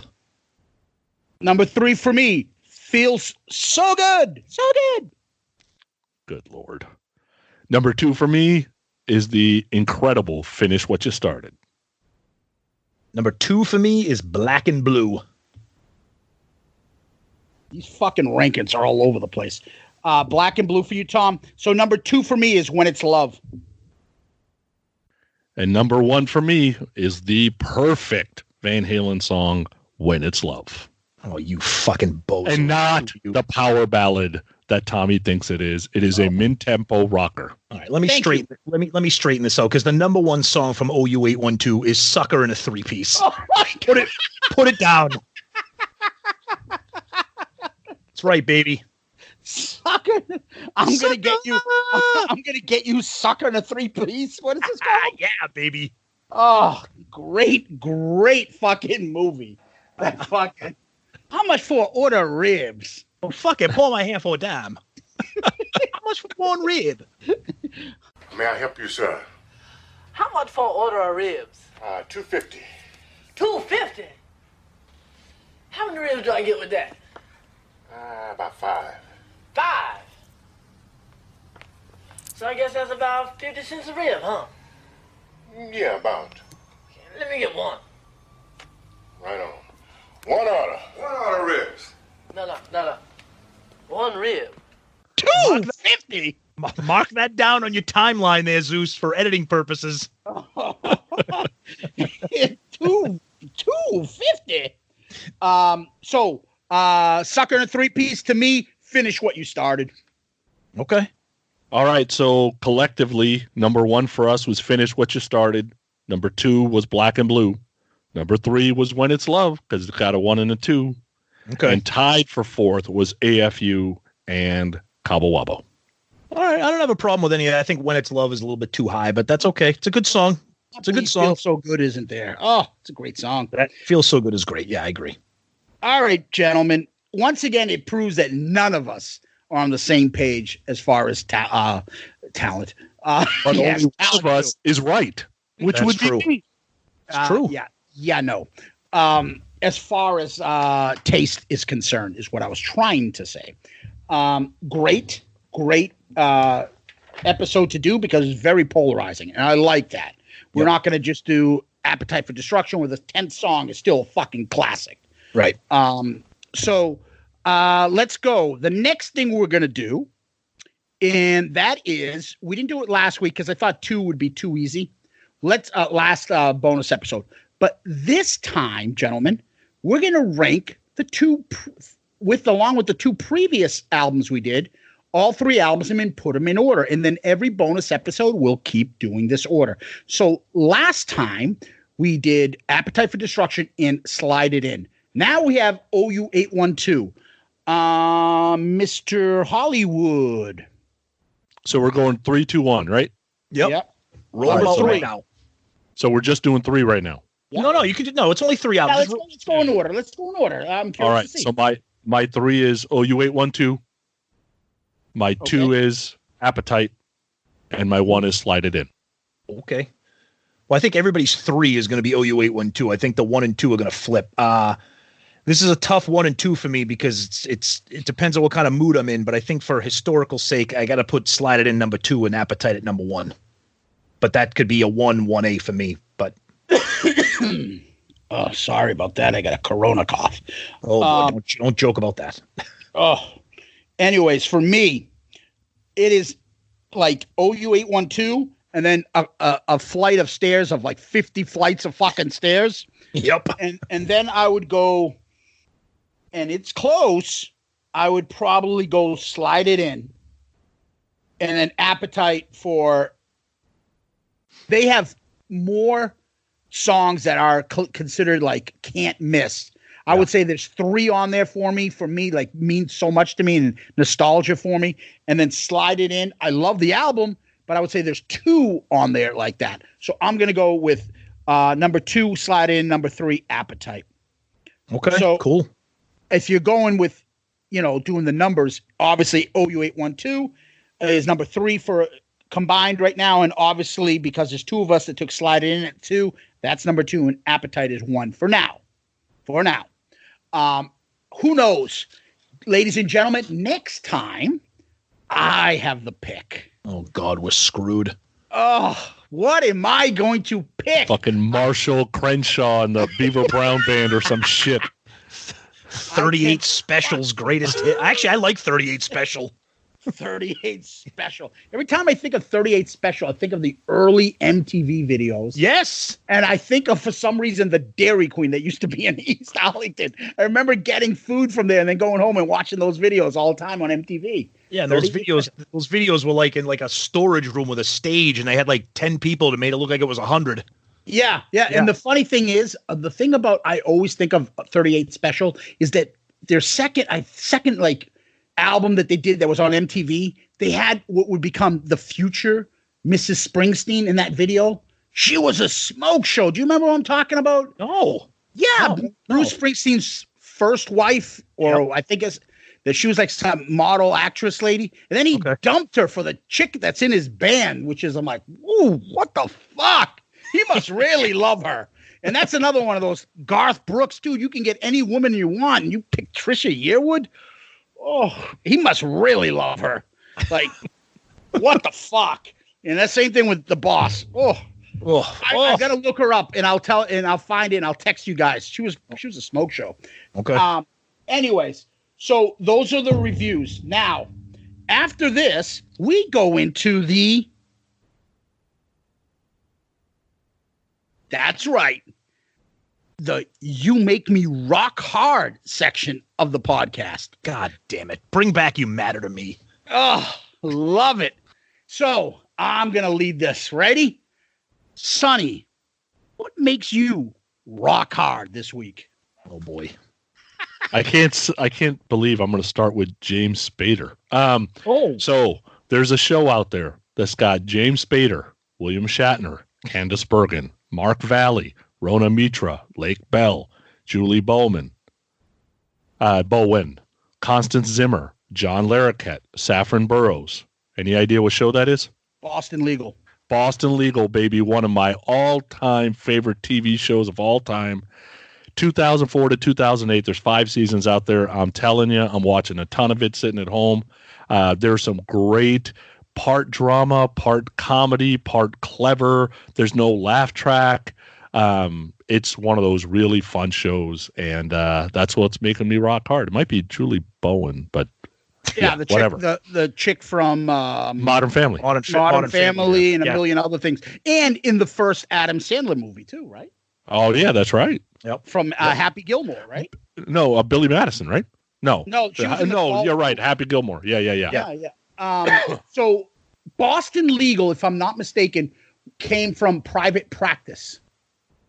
Yeah, right? I never watched. I never watched the pre-show. And they kind of like they revamped it and changed everybody, and then moved it to Boston, and then Spader and Shatner took over. Yeah, it was from Private Practice. I think that was the name of the show, and it came from. And Dylan McDermott was the head guy, and then all of a sudden, half the characters like they just transformed the idea of the show, and it really picked up. Oh, okay, I didn't know that. Yep.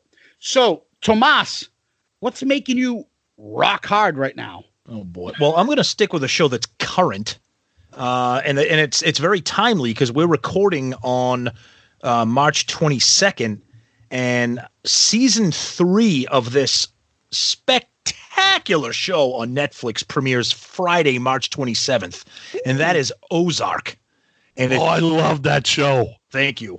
I love that show. If you guys are not watching Ozark, I am on record as saying that Breaking Bad is my all-time greatest TV show. Not talking sitcoms, dramatic TV series. I'm going to put Ozark up there on that kind of Mount Rushmore of long-form dramatic TV shows. It's fucking unbelievable. Netflix exclusive.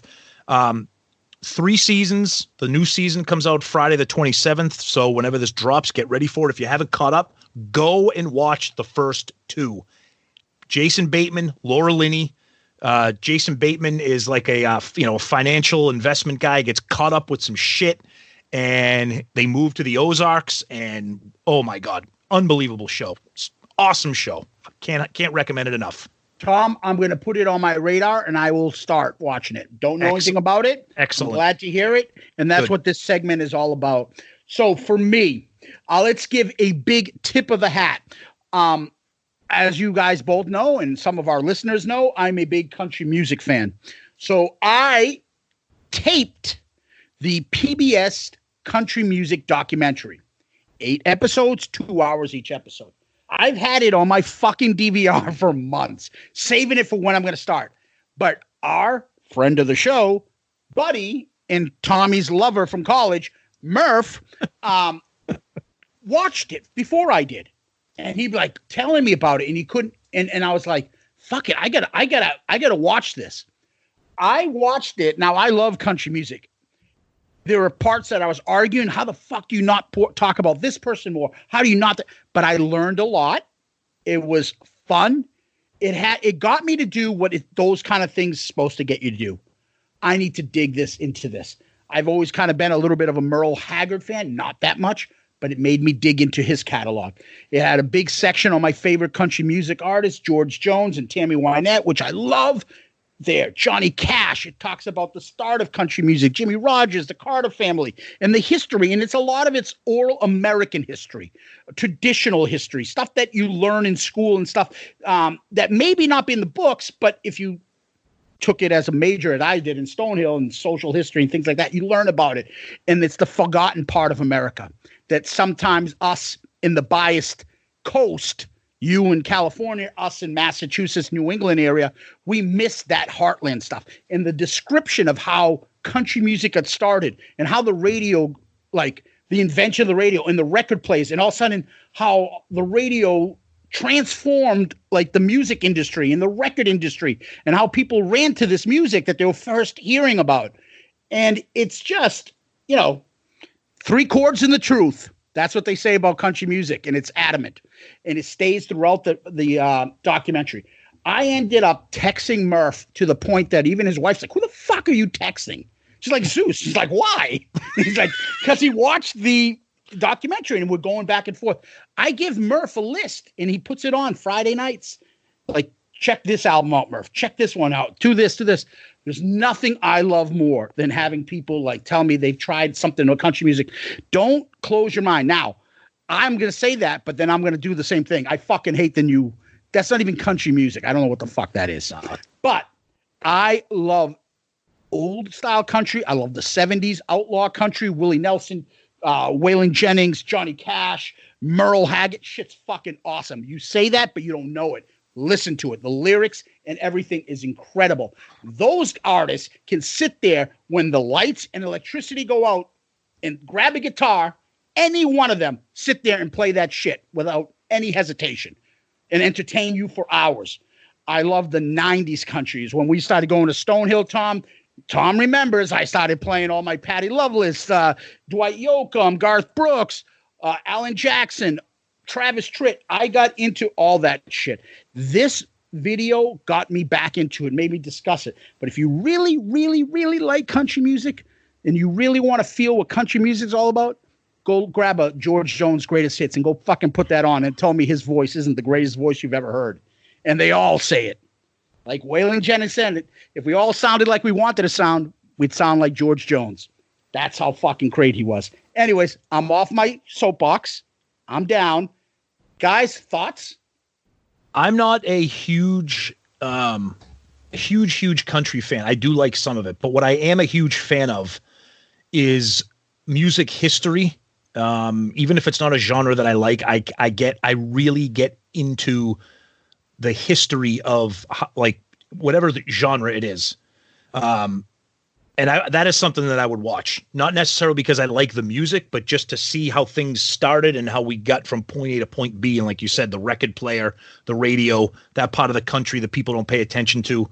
I'm just, yeah. Now, is this a Ken Burns thing, Zeus? Ken Burns on PBS. That's what I thought. You might be able to find it. I don't know if it's on demand or whatever. I ended up buying the companion book, which is like a fucking brick. It's huge. Yep. I could live off this shit for years. It's fascinating stuff, especially if you guys are history buffs. And I guarantee after a while, if you close your mind and stop listening to your stupid friends, you'll be like, fuck, I like that song. And you'll be listening to yourself. And all of a sudden you'll start discovering an artist and you start listening to it. And then that's how it happens. I fell into it because of Elvis. And then you start listening to Elvis. You start deviating and you move over to Johnny Cash. You move over to Johnny Cash. You start moving over to Waylon Jennings. You move there. You get into George Jones. You get into Garth Brooks. The next thing you know, you're like, fuck, I love this music. It's entertaining. And, again, you can chew gum and walk at the same time. I can love Kiss, Van Halen, and I can listen to George Jones all day long. Absolutely. So it's okay. Go ahead, Sonny. You got a lot to say about this. Okay, so for me, everything that Zeus said, I feel the same way about Motown. I do not feel the same way about country. There is something about country that I am not in love with the melodies. It's heartfelt. Of course, they're talented. Everybody's talented, but so is cricket players in Bangladesh. I still love the NFL. Whatever. There you go. Okay, so, but there's something about the melodies I cannot get into, and it never really has like this groove to it that Motown has, right? To me, Motown is to country as 80s rock is to dreary 90s rock. Like it's, I can't let, now I like some of the crossover country stuff, but the people who love country hate that stuff. Like Carrie Underwood, Lone Star, like that kind of stuff. The Restless Heart, I can listen to that, but I cannot listen to old school country, and I've tried. I can't do it. There's just something about the melodies I don't like. But everybody's talented. There's absolutely no doubt about it. I believe if I put a certain songs, I'd be like, listen to this one. You're like, you know what? I do like that song. It's all when you pick it up and what you hear and what mood you're in and things like that. I'm not going to ask you to go listen to And Justice for All, Metallica, then go, hey, buddy, play this fucking Buck Owens song. You're going to be like, are you fucking kidding me with this hillbilly shit? Is this my partner's music? But you go listen to Buck Owens and then you'll pick up some shit. You'll be like, holy fuck, that guitar on that is Buck Owens, him and his guitarist, Don Rich, fucking way ahead of everybody. And that guitar playing on there is as talented as any fucking guitar hero in rock music. Don Rich and them. Unbelievable stuff. You pick it up, you'll be like, I love that shit. But I don't like country, but I like this guy. That's what ends up happening. And then all of a sudden you start picking another guy up. You're like, well, I like that guy's song. Well, okay, I like that. Don't have to, like, stay in your lane if that's what you like. But I can like that. And I'm a huge Motown fan. Love the Temptations, as I've told you before, guys.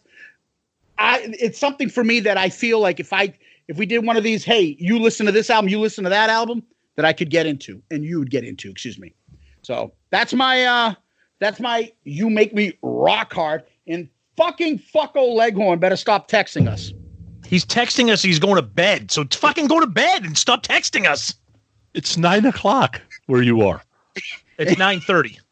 Oh, sorry. Not that makes it any better. Not to mention, no one's going anywhere. No one's leaving their goddamn house. So I don't know. I mean, All I saw was that Steve Wright wrote, get some Geritol. That's awesome. That's awesome. So, Sonny, where can people find you? Are we doing reviews? Reviews? We're gonna do that after we talk about where. Oh, okay. Yeah, we'll get to that. People can find me, Grown Up Rock Podcast, Podcast Rock City. I'm on Twitter. I'm on Facebook, the Facebook. So I'm easy to find. What's your handle on Twitter?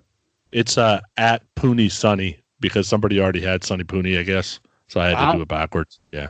That's one of his burner accounts to vote for the Asylum songs. Yeah. Burner accounts to vote for Asylum songs. Nice. But they can find you on Podcast Rock City, the Kiss Podcast, and Grown Up Rock with Steve and Michael. Two awesome podcasts. And I'm sure if anybody's listening to us, they're listening to you.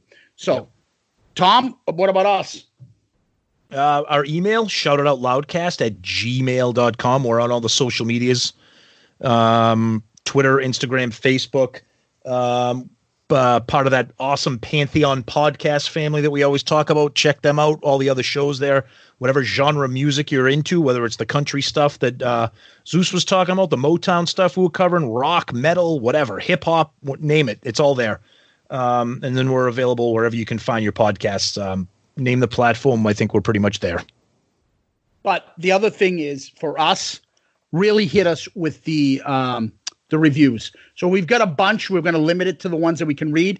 Please send them out. We love it, especially for the bonus episodes. So we've been saving these from the last episode we did about a month ago. So just because we don't read it on the next Shout It Out Loudcast Kiss episode doesn't mean we haven't put this on the side and saved it for these bonus episodes. So we have some more that we're going to read right now. Tom, do you have a couple you got for us? Yeah, a couple quick ones here. This is a YouTube comment from Devin Dungan about the Slide It In episode. Just briefly said, great review of a great album. Awesome episode. Thank you, Devin, for that. Much appreciated. And then we have an email from Mac Maddie from talking about Slide It In. And he starts off with, holy fuck. I spit up my coffee 3 times laughing at you guys. The chemistry is ridiculous. Dump the Kiss thing and only do bonus episodes with Sonny. Wait, hold on. Now Sonny has a new nickname. Jericho gave him who the fuck is Sonny Hollywood Pooni. Now Mac Maddie is calling him Sonny can't make a list that makes sense. Hollywood Pooni. My favorite episode on any podcast this year. Wow. Okay. Wow. And then another one, and this comes from Teddy Barnes. He says, not sure if the material is scripted. If it is, it's funny. If the conversation between the three of you isn't scripted, it's absolute gold. Be proud. These episodes are my new favorite. Wow, Teddy, that's insane. Thank you, buddy. Nothing is scripted. The only thing scripted is the topic. That's it. You can't script this shit. No, we cannot. No. Sonny, you have a very unique email that you're going to read. Go ahead, buddy. Yeah, from this idiot. I don't understand where you get some of these listeners. But anyway. That's nice, buddy. Hi, Tom and Zeus. My name is Danny Pooni, and yes, I am Sonny's younger, smarter, much better-looking brother. Fuck no, he isn't. He is my brother, but he's younger. He's not smarter or better-looking. I just wanted to call out what a great episode you all had reviewing Whitesnake Slide It In. That album is great all around and definitely in my top 5 non-Kiss album list.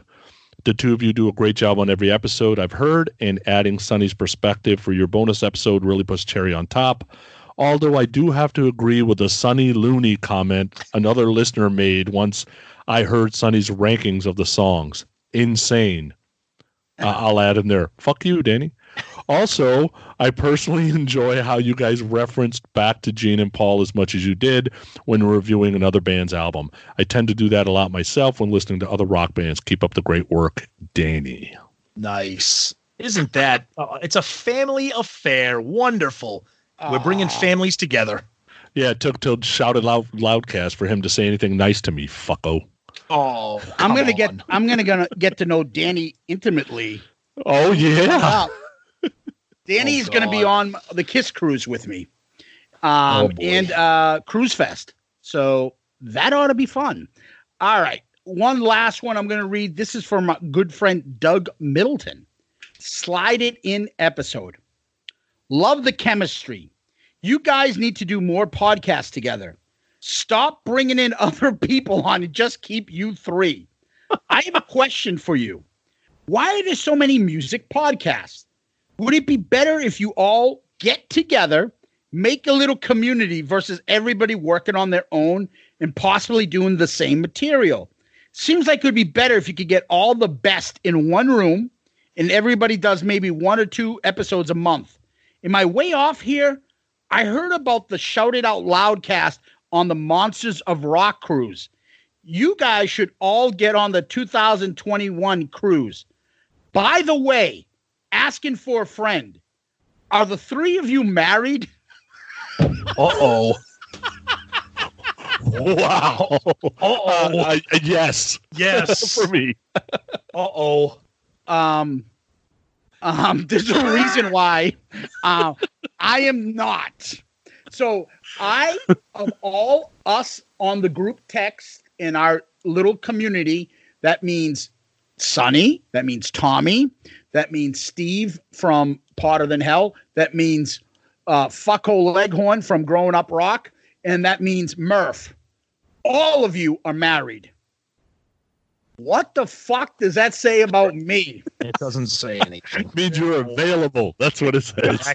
Yeah, but Helga, the hairy gorilla giant. What did he say? Fucking Marty White. What did he say last week? Oh, I don't even remember what the hell he said.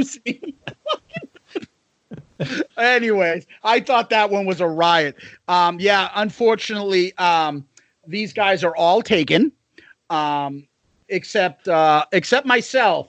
And yeah, I'm not into hairy giant women.